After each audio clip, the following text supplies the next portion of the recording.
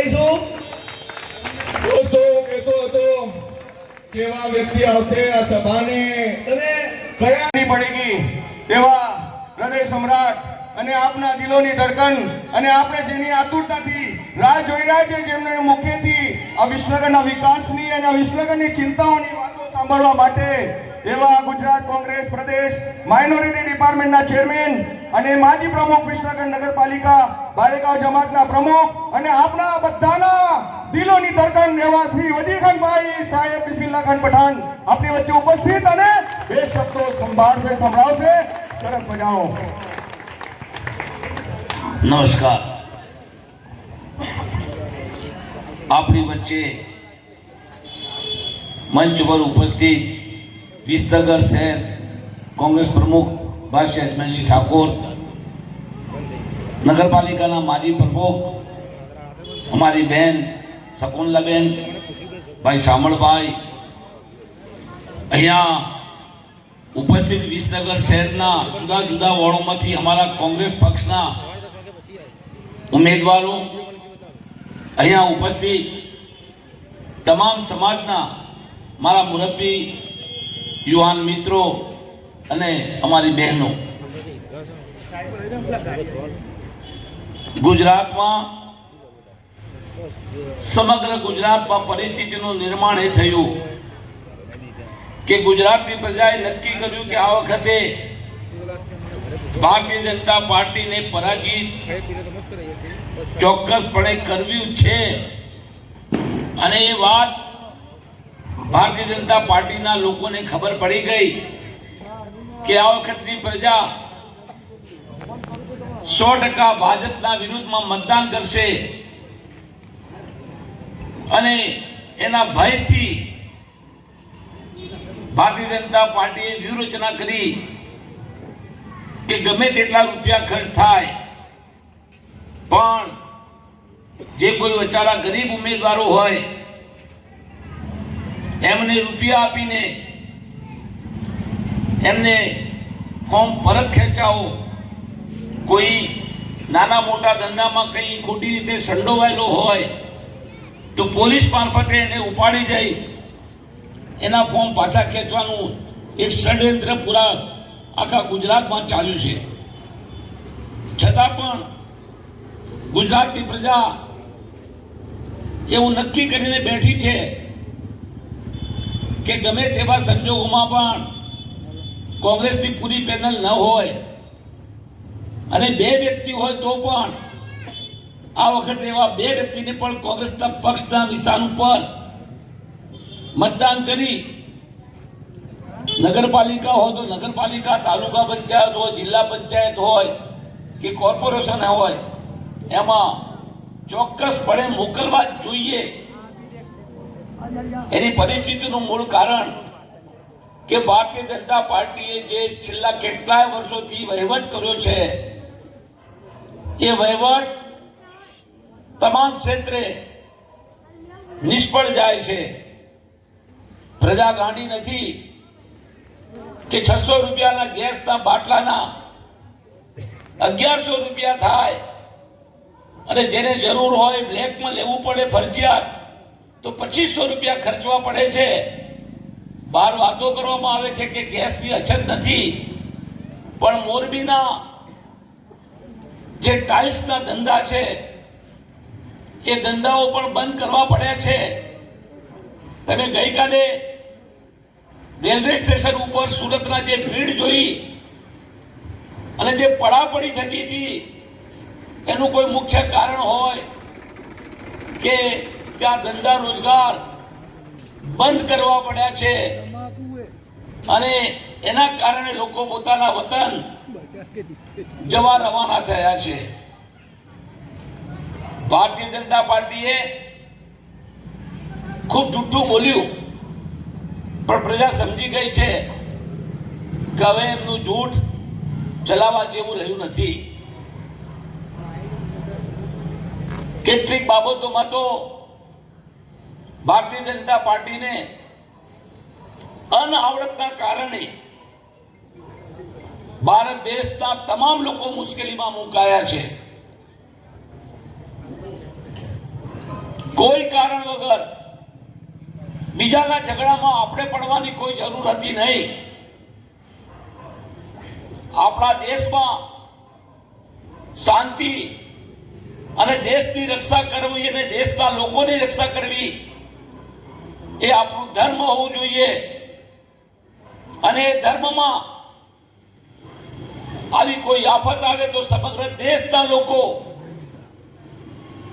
ચાહે હિન્દુ હોય, ચાહે મુસલમાન હોય, ચાહે શીખ હોય, ચાહે ઈસાઈ હોય, એ તમામ લોકો ગમે તેની સત્તા હોય પણ એની પડખે ઉભા રહ્યા છે. અને રહે એવી સમગ્ર દેશના લોકોની જાણ છે. કારગિલમાં જ્યારે પાકિસ્તાન સામે આપણું યુદ્ધ થયું એ ટાઈમે સમગ્ર દેશના લોકોએ રેલીઓ કાઢી અને પાકિસ્તાનને જડબાતોડ જવાબ આપવા માટે સમગ્ર ભારત દેશના લોકો એક થયા હતા. પણ કારણ વગર આપણે કોઈના ઝઘડામાં પડી આપણા દેશના લોકોને નુકસાન પહોંચાડવું એ મૂર્ખતાપણી વાત છે. આપણા દેશના લોકોએ કોઈ દેશ માટે રેલી કાઢી, એને સપોર્ટ કર્યો, તો એ દેશના લોકોએ એમ કહ્યું કે મને ભારતની પ્રજાએ સપોર્ટ કર્યો છે કે નહીં કોઈ પાર્ટીએ. અને ભારતની પ્રજાએ જ્યારે મને સપોર્ટ કર્યો હોય તો ભારત દેશનો એક પણ નાગરિક ગેસ વગર કે ડીઝલ કે પેટ્રોલ વગર રહે એ મને સહન થાય એમ નથી. જેથી ભારતના લોકો માટે આ મદદ થઈ.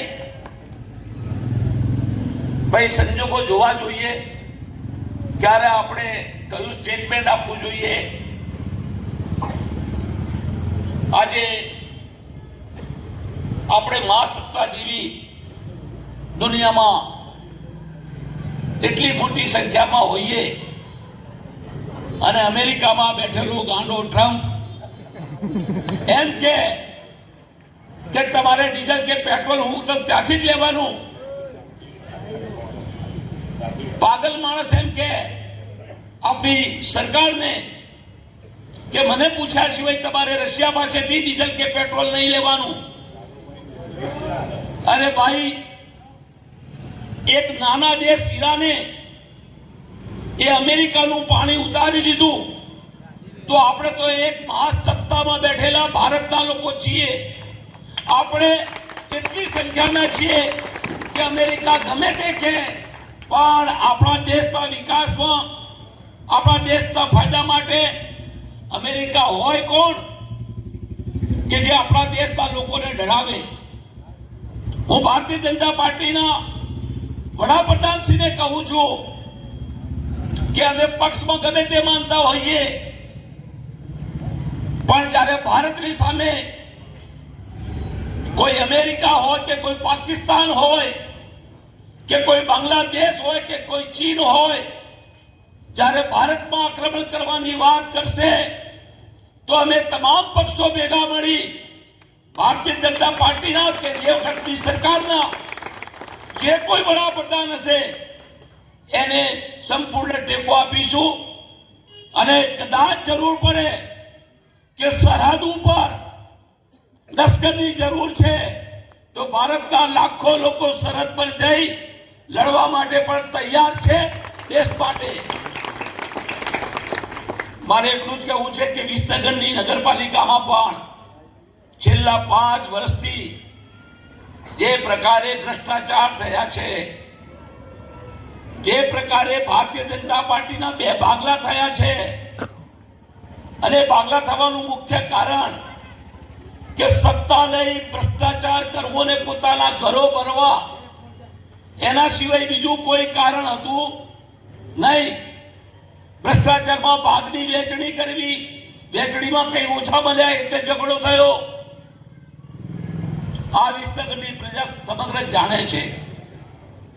વિસનગરની કેટલીક પ્રજાના લોકોના મારા ઉપર ફોન આવે છે કે ભાઈ વજીરખાનભાઈ, તમારી કોંગ્રેસને કહો કે અમે ચોક્કસપણે કોંગ્રેસના પક્ષમાં મતદાન કરવાના છીએ અને ભારતીય જનતા પાર્ટીની જે કોઈ ઉમેદવારો છે એમને ખબર પાડી દેવાના છીએ. કોઈ વ્યક્તિની પેનલ તૂટી હોય તો લડવાની જરૂર નથી, કારણ કે વ્યક્તિગત લોકો કોંગ્રેસને મત આપવાના મૂડમાં છે. અને ચોક્કસપણે તમે રહ્યા છો ગમે એટલા, પણ એ 26 માંથી પણ 20% પ્રજા તમને જંગી બહુમતીથી જીતાડશે. અને હું એમ માનું છું કે સત્તામાં પણ તમે આવશો અને પ્રજાનું કામ કરશો. નગરપાલિકાના ચૂંટાયેલા જે સભ્યો હશે એમને કહું છું કે 20% વિકાસ કરવો ખૂબ જરૂરી હોય છે. હું નગરપાલિકાનો પ્રમુખ હતો, મારા ઘરે કોઈ કાર્ડ આપતો, લગ્નની કંકોત્રી આપવા આવતો, તો મેં સૂચના આપી હતી કે લગ્નની કંકોત્રી વાળા વ્યક્તિના 3 દિવસ પહેલા ઘરે જાઓ, એને પૂછો કે ભાઈ મ્યુનિસિપાલિટી તરફથી અમે આવ્યા છીએ, તમારે કોઈ સફાઈનું કોઈ બીજું કામ હોય તો અમને જાણ કરો, જેથી તમારા ઘરે કોઈ જાન આવે તો સફાઈ સ્વચ્છતા દેખાય અને તમારું પણ માન સન્માન સચવાય. એક વખત દિવસે એવું થયું કે રથયાત્રાનો પવિત્ર દિવસ અને રાત્રે ધોધમાર વરસાદ પડ્યો અને 7 ચકલી આગળ એક મકાન તૂટીને રસ્તો બંધ થઈ ગયો. રાત્રે 12:30 1 વાગે વરસાદનો મને સમાચાર મળ્યા કે કાલે રથયાત્રાનો રૂટ છે પણ રસ્તો બંધ થઈ ગયો છે, તો શું કરવું? હું અને ચીફ ઓફિસર અને બીજા સભ્યો મારા અમે દલિત સમાજના મોહલ્લામાં ગયા. મેં એમને એમ જાણ કરી કે આજે વરસાદની અંદર જે કોઈ વ્યક્તિ મને મદદ કરશે અને રથયાત્રાનું રૂટ ખુલ્લું કરી આપશે એને હું 2 દિવસની રજા આપીશ. પણ રાત્રે મેં આખી રાત જાગી અને એ રૂટ ખુલ્લો કરાવ્યો. સંજોગો વસાત હું આખી રાત જાગેલો હોવાના કારણે રથયાત્રાના દિવસે હું 5 મિનિટ રામ રોટી જો આપણું ચાલે છે, રથ નીકળે છે ત્યાં લેટ પહોંચ્યો. કોઈક મારો વિરોધી હશે તો કે વજીર ખાનભાઈ તો મુસ્લિમ છે ને નહીં આવે, પણ રથયાત્રાના જે સંચાલકો હતા એમને કહ્યું કે આખી રાત જાગી રથયાત્રાનો રૂટ ખુલ્લો કરાવ્યો છે અને એના માટે અમારે 5 મિનિટ નહીં 1 કલાક પણ રાહ જોવી પડશે તો અમે જોવીશું, પણ જ્યાં સુધી રથનું એ દોડનું નહીં ખેંચે ત્યાં સુધી રથયાત્રા શરૂ નહીં કરીએ. હું 5 મિનિટ લેટ પહોંચ્યો તો રથયાત્રા મેં શરૂ કરી અને આખા શહેરમાં અમે નગરપાલિકાના કોર્પોરેટરો પાછળ ફરીને ગામમાં શાંતિ ને સલામતી રહે. હનુમાનજીનું મંદિર બનતું હતું અને મંદિર ઉપર પાણી નહોતું અને સદભાગ્ય તળાવમાં પણ પાણી નહોતું. નગર મોટર નાખીને પણ લઈ લે તો એ મારી જોડે આવ્યા. મહારાજનો ફોન આવ્યો તો હું હનુમાનજીના મંદિર પર ગયો. મેં કહ્યું મહારાજ બોલો શું હતું? મને કે વજીર ખાનભાઈ એ મંદિર બને છે અને પાણીની વ્યવસ્થા નથી તો તમે કંઈ કરો. એટલે મેં દિવસના 2 ટેન્કર હનુમાનજીના મંદિર પર મોકલવાનું નક્કી કરી દીધું. અને એ દિવસે મેં એવું નક્કી કર્યું કે ધાર્મિક કોઈ પણ સંસ્થા હોય એ સંસ્થાને પાણીની જરૂર પડે તો વિના મૂલ્યે આપવું એવો મેં જનરલ બોર્ડ પર ઠરાવ કર્યો અને એ ઠરાવથી આજે પણ ધાર્મિક તમામ સંસ્થાઓને પાણી મફત મળે છે. તો કામો એવા કરવા જોઈએ કે જે લોકો યાદ રાખે. હું એક વાક્ય યાદ આપું કે હનુમાનજીના મંદિર આગળ કોઈ છોકરા માછલી કાઢતા હશે, નાના બાળકો, અને કંઈ માથાકૂટ થઈ, એમાં એક ઈંટ મંદિરમાં જઈને પડી. મંદિરમાં વિસ્તગરમાં હાહાકાર મચી ગયો કે ભાઈ મંદિરની મૂર્તિ ખંડિત થઈ છે. હું મારા સમાજથી પણ થોડો નારાજ હતો કંઈ કારણે મારા પર ફોન આપવા માંડ્યા. મેં ફોન ઉપાડ્યા જ નહીં, કારણ કે મારા સમાજને પણ મારે બતાવવું હતું કે ભાઈ મારી પર તમારે જ્યારે જરૂરિયાત હોય ત્યારે મને તમે સહકાર નથી આપતા તો મારે પણ તમને સહકાર આપવાની જરૂર નથી. એ દિવસે મહેસાણા ડીએસપી વિનોદકુમાર મલ એમનો ફોન આવ્યો કે વજીરખાનભાઈ, તમે જો નહીં સંભાળો તો ગામમાં બહુ મોટું તોફાન થશે, બહુ મોટું હિન્દુ મુસ્લિમનો ઝઘડો થશે, એટલે તમે આ વાત સંભાળી લો. હવે પરિસ્થિતિ એવી હતી કે અમારો સમાજનો કોઈ માણસ તો મંદિર પર જઈ શકે એમ હતું નહીં. ત્યાં 2000 માણસ ભેગા થયેલા હતા. હું એકલો મંદિર ઉપર ગયો અને મહારાજને કહેવડાવ્યું કે હું આવ્યો છું. તો મહારાજે મને લેવા મોકલ્યો અને મને બેસાડ્યો. એક મહારાજ આપણા વિસ્તગરના નતા અને બહારના હતા. એ બોલવા માંડ્યા તો સુરદાસે કહ્યું આપણા મહારાજે કે આ એ વ્યક્તિ છે કે જેના કારણે આ મંદિરનું નિર્માણ થયું છે અને એવા વ્યક્તિનું માન સન્માન અમારે રાખવાનું છે. તું બહારનો વ્યક્તિ છે, તારે અમારી વચ્ચે બોલવાની જરૂર નથી. અને એ દિવસે મહારાજે મારું માન સન્માન રાખ્યું. મેં રાત્રે જે છોકરાઓના નામ આપ્યા હતા એમને મેં રાત્રે હાજર કરી દીધા અને વિસનગરમાં અશાંતિ ન ફેલાય એનું પૂરેપૂરું ધ્યાન અમે રાખ્યું. હું એમ કહું છું કે સારા કર્મો કર્યા હશે તો એ નકામા જતા નથી.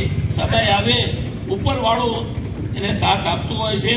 એ દિવસે મહારાજે જે મારું માન સન્માન કર્યું એ વાત હું કદી ભૂલી શકું એમ નથી.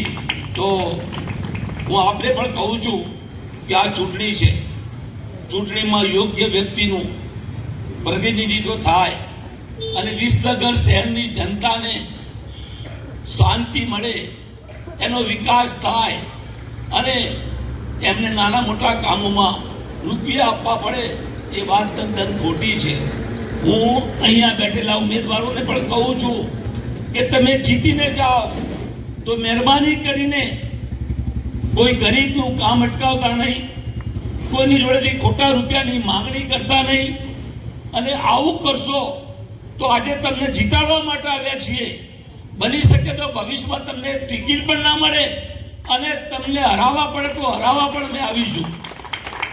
વિસનગર શહેરની જનતાનું એક સાચું સંયુક્ત એક ટીમ બને અને એ ટીમ વિસનગરના વિકાસમાં ક્યાં કામો કરવા જેવા છે, કેવી રીતે કરવા જેવા છે એનું પૂરેપૂરું ધ્યાન રાખે. અને જરૂર પડશે તો હું પણ કોંગ્રેસની સરકાર આવશે તો ચોક્કસપણે ધ્યાન રાખીશ.